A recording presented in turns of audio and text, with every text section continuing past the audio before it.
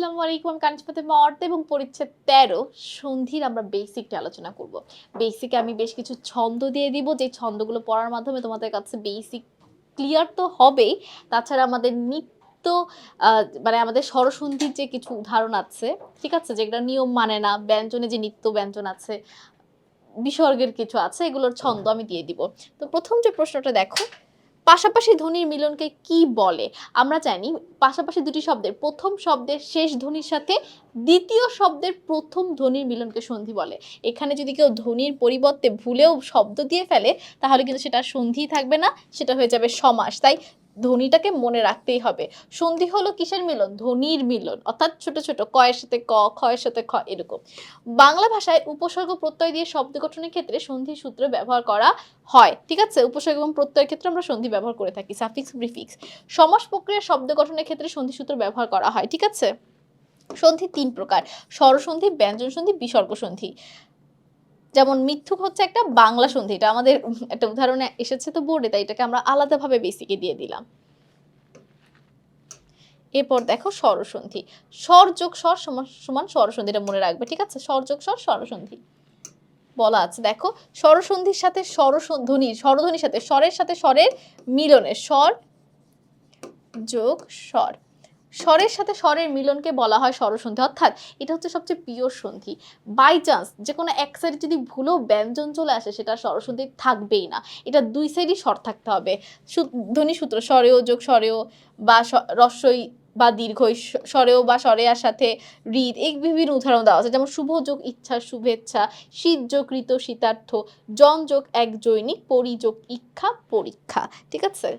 কিছু স্বরধ্বনির সূত্র অনুসরণ করে না, সেগুলোকে বলে নিপাতনে সিদ্ধ স্বরধ্বনি। এই নিপাতনে সিদ্ধগুলো যদি তোমরা মনে রাখতে পারো, তাই দেখো আপু একটা ছন্দও দিয়ে দিয়েছি।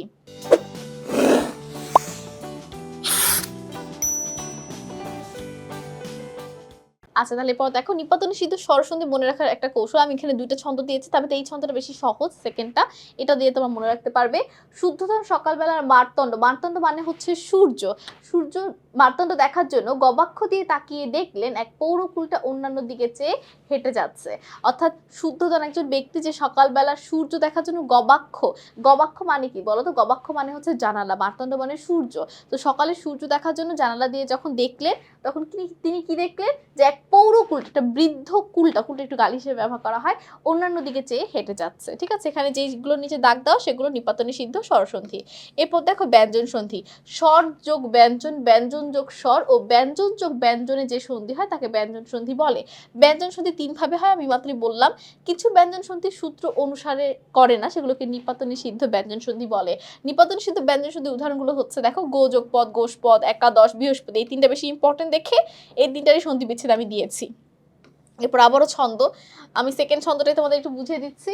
পতঞ্জলি ও মনীষা পরস্পর আশ্চর্য হয়ে তাকালেন। ২ বোন তারা একে অপরের দিকে আশ্চর্য হয়ে তাকালেন, কারণ তারা সেই তস্কর অর্থ হচ্ছে চোর, কারণ তারা সেই তস্করকে চিনে ফেলে যে গত বৃহস্পতির রাতে ষোড়শ ও একাদশ জন মিলে বনস্পতি ও গোষ্পদ ধ্বংস করেছিল। তাদের বাসায় চোর এসেছিল ২ টিমে বৃহস্পতিবার রাতে, ১৬ জন এবং ১১ জনের, ষোড়শ ও একাদশ জন মিলে বনস্পতি ও গোষ্পদ, বনস্পতি মানে বড় বড় বট গাছগুলো এবং গোষ্পদ মানে গরুর পায়ের ছাপ। ঠিক আছে? এরপর দেখো বিসর্গ সন্ধি। বিসর্গ চিহ্নের সাথে স্বরবর্ণ কিংবা ব্যঞ্জন বর্ণের মিলনকে বলে বিসর্গ সন্ধি। আমি বিসর্গ সন্ধি মনে রাখা একটা সহজ উপায় তোমাদের বলে দেই। তালব্য স, মূর্ধন্য স, দন্ত স, বর্ণ র, ওকার এবং রেফ। ঠিক আছে? আরেকটা হচ্ছে কি রেফ, আর হচ্ছে রয়ের মতোই আরেকটা রেফ। ঠিক আছে?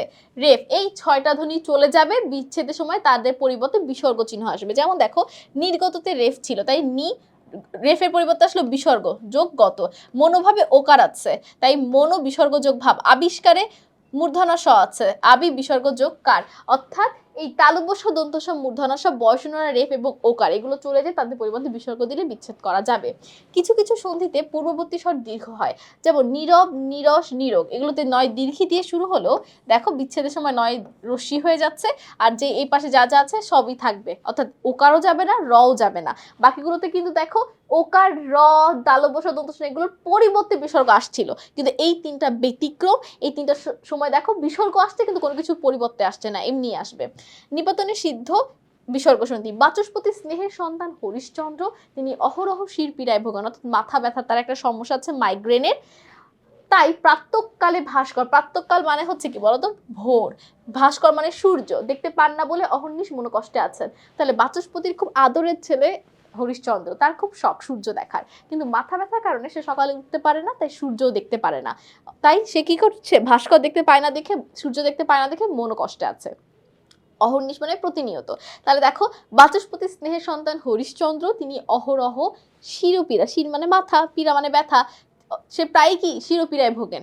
মাইগ্রেন যাদের আছে তারা জানে যে মাইগ্রেন জিনিসটা কি। তাহলে বাচস্পতির স্নেহের সন্তান কে, হরিশ্চন্দ্র, তার কি সমস্যা, মাইগ্রেনের, অহরহ শিরোপীড়া ভোগেন, তাই কি করতে পারে না, প্রাতঃকালে ভাস্কর, ভোরের সূর্য দেখতে পায় না। প্রাতঃকাল মানে ভোর, ভাস্কর মানে সূর্য। প্রাতঃকালে ভাস্কর দেখতে পান না বলে অহর্নিশ মনোকষ্টে আছেন। খুবই ছোট একটা ছন্দ। আশা করি এই ছন্দগুলো যে একবার শিখে যেতে পারবে, তার কাছে আর এমসিকিউ কোনো ব্যাপারই না, নিপাতনে সিদ্ধ। ঠিক আছে? তো সকলকে অসংখ্য ধন্যবাদ আমাদের সাথে এই পর্বটি করার জন্য, এবং পরবর্তী পর্বে আমন্ত্রণ রইল। আসসালামু আলাইকুম, আল্লাহ হাফেজ।